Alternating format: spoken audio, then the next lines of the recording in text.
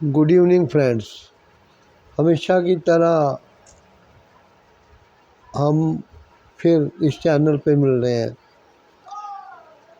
आप इस चैनल को ज़रूर सब्सक्राइब कर दीजिए, ऑल का नोटिफिकेशन ऑन कर दीजिए ताकि मेरे हर वीडियो का नोटिफिकेशन आपको पहुंचे।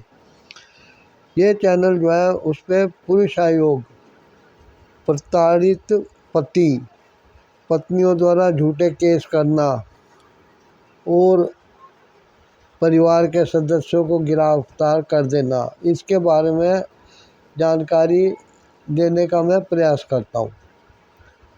आजकल पता नहीं क्या बात है, कौन सा वायरस फैल गया है कि जो ये केस बहुत थोड़े होते थे वो अब हद दर्जे से आगे बढ़ गए। बल्कि पहले छोटे मोटे, देखो जी, अब कहीं भी कोई दो चीज़ें होंगी तो उनके बीच फासला बहुत कम होगा। फासला कम होगा तो उनके आपस में टकराने की नौबत भी आ सकती है। अब पति और पत्नी जो कि अलग अलग परिवार के, अलग अलग समाज से आते हैं, हर परिवार के एक संस्कारों का भंडार होता है जो कि उस परिवार के सदस्यों को मिलते हैं। पहले लड़की लड़के का रिश्ता होता था तो ग्रहों को मिला के, उनके गुण मिला के शादी नहीं होती थी, ऐसी हो जाती थी। बल्कि लोग तो लड़का लड़की के पैदा होते ही उनका रिश्ता भी मांग लेते थे, कर देते थे, और एक उम्र आने पर उनकी शादी भी हो जाती थी, क्योंकि वो घर के बड़े लोगों ने एक जबान दे रखी थी।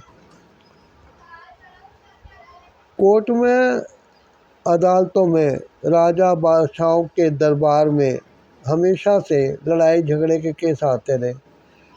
लेकिन इस तरीके के केस, मन मुटाव के, पति पत्नी के झगड़े के और एक दूसरे से अलग हो जाने का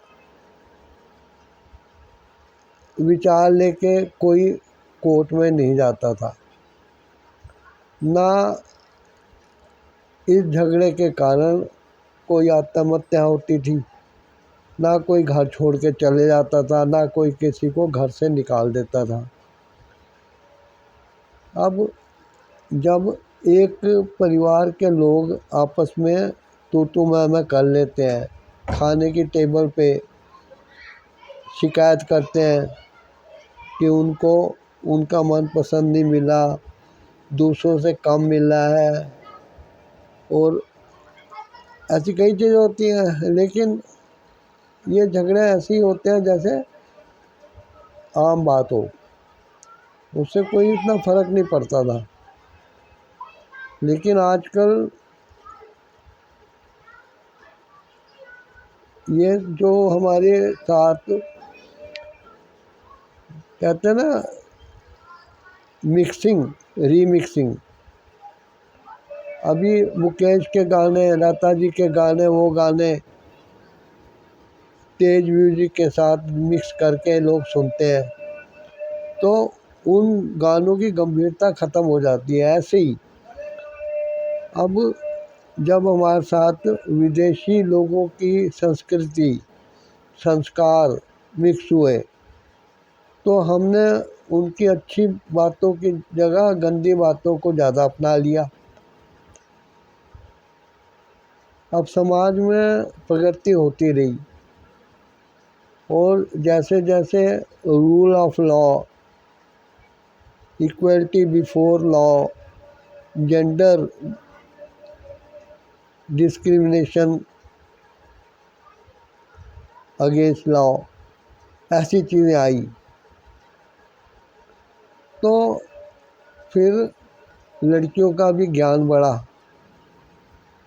उनको ये लगा कि उनको दबाया जा रहा है, वो ये दिखाना चाहती हैं कि वो हर चीज़ के योग्य हैं और वो अगर घर छोड़ के चले जाएँ, तलाक ले लें, तो भी अपना जीवन गुज़र बसर कर सकती है।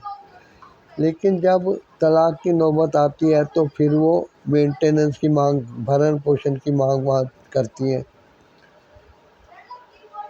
आजकल जो लड़कियां डाइवोर्स कर देकर, तलाक देकर घर बैठी हैं, उनके लिए कोई रिश्ता आता है तो वो लड़के से ज़्यादा अपने को ऊंचा स्थान देती हैं। वो ये कहती हैं मैं कितनी स्मार्ट हूँ, मेरे आगे तो ये कुछ भी नहीं है, मैं 40,000 कमाती हूँ, ये 35,000 कमाता है। इस तरीके की जो बातें आ गई हैं समाज में, तेरी मेरी ईगो सिस्टम, इससे बड़ा सत्यानाश कर दिया। जब एक लड़की कहीं नौकरी नहीं करती है और हाउसवाइफ करके घर में रहती है, तब उसका पूरा भरण पोषण, देखभाल, रख रखाव, खर्चे सब उसका हस्बैंड करता है। लेकिन जब कोई नौकरी पेशा महिला ऐसे इंसान से जिसकी नौकरी नहीं है उससे शादी नहीं करना चाहती है कि ये बेरोज़गार है, जिसकी सैलरी कम है, उससे नहीं करना चाहती कि ये मेरे से कम सैलरी लेता है, तो ये महिला के विचार गलत है। क्योंकि इक्वलिटी बिफोर लॉ तो बोल दिया गया भाई, पहले महिला को देख के लोग, पुरुष अपनी सीट खाली करके उसको बैठने के लिए बोल देते थे। हर जगह महिलाओं की इज्जत थी। आजकल जबकि उनके लिए सीटें रिज़र्व हो गई हैं बस ट्रेन वगैरह में, तो कोई भी अपने स्थान से उठकर उसको बिठाना नहीं चाहता है। और यदि कोई पुरुष महिला की सीट पे बैठा हो तो महिला उसको ऐसे धमकाती हैं जैसे टेस्ट पास कर दिया उन्होंने उनकी प्रॉपर्टी पे। झगड़े के बहुत सारे कारण हैं। अगर पत्नी घर में लड़ाई झगड़ा करती है, मारपीट करती है और काम नहीं करना चाहती, तो सबसे पहले तो उसको बिठा के ये पूछा जाए कि उसकी ज़रूरतें क्या हैं, वो क्या चाहती है। अब वो कहेगी मुझे घर का काम नहीं करना है, या वो कहेगी मुझे घुमाने नहीं ले जाते, या वो कहेगी मुझे रिश्तेदार में मैके नहीं जाने देते। तो ऐसी ऐसी छोटी मांगें उनकी पूरी करने की कोशिश करिए। और ऐसी छोटी छोटी बातों पे आजकल तलाक हो रहे हैं, जो कि बहुत गलत बात है। एडजस्ट करना चाहिए। अगर कोई महिला ज़्यादा चू चप्पड़ करे, मारपीट करे और आए दिन धमकियां दे, तो घर की महिला यानी कि पुरुष की माँ या बहन या भाभी कोई अपने हाथों से खुद सिग्नेचर करके उसकी शिकायत पूरी बातों को लिख के पुलिस थाने में जाके दे सकती है। अगर थाने में उसकी नहीं सुनते तो एसपी से मिल सकती है, डीएम से मिल सकती है, मैजिस्ट्रेट से मिल सकती है और कानून की शरण में जा सकती हैं। उसकी सुनवाई ज़रूर होगी। इन चीज़ों को मैं इसलिए बता रहा हूँ ताकि जो लोग इस समस्या से ग्रस्त हैं वो अपना संतुलन बनाए रखें। आशा करता हूँ इस चीज़ पे ध्यान देंगे। आज के वीडियो में इतना ही। मिलते हैं कल किसी और टॉपिक के साथ।